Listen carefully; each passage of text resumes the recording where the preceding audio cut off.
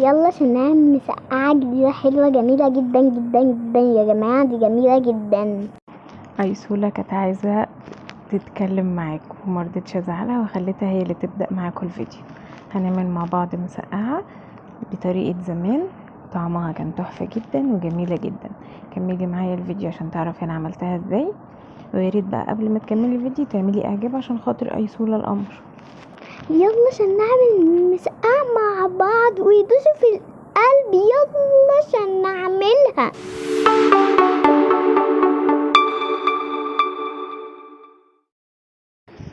بصي بقى، تجيبي بقى البتنجانية رومي كده وتراعي انها ما تكونش تقيلة قوي، هي بتكون وزنها خفيف علشان ما تبقاش مليانة بذر. وبعد كده بقى نشيل الراس بتاعتها اللي فوق، ودي بقى حاجة كده عشان التصوير، لكن انا في العادي ما بعملش الحركات دي كلها. نقشرها كده حتة او حتة لأ عشان تدي شكل، بس عشان خاطركم والله. انا في العادي انا على طول قطع واقلي يابا، مش عايزين وجع دماغ.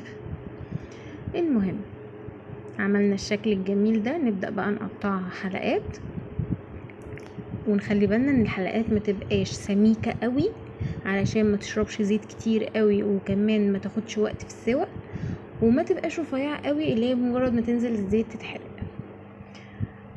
جيت هنا الكام حتة اللي من قدام دول بيكونوا صغيرين فسبتهم زي ما هم، لكن الباقي كان كبير فجمعتهم كده وقمت اسمهم بالنص.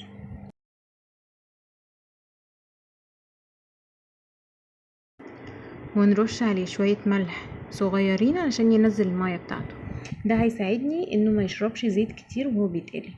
بعد كده بقى ابدا اقلي فيه، ولو انتي رشيتي ملح كتير حاولي تشطفيه قبل ما تقليه، تمام؟ عشان احنا لسه هنعمل صوص الطماطم وهيبقى فيه حياء تاني، فمش عايزين الدنيا تبوظ مننا.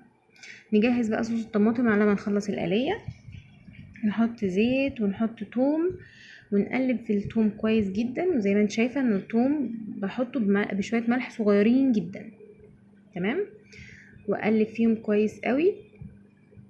اول ما الاقي التوم اتحمر معايا، اخلي بالي عشان ما يتحرقش مني، يتحمر كده معايا ولونه يبقى ذهبي جميل، مش ذهبي فاتح، يعني ذهبي كده مغمق حاجه بسيطه اهو زي ما انت شايفه كده. على طول انزل عصير الطماطم اللي عندي. الطماطم دي انا كنت مخزناها فحطيت اللي اتفك منها بس طشيت بيه، بعد كده رجعت فضيت باقي الطماطم.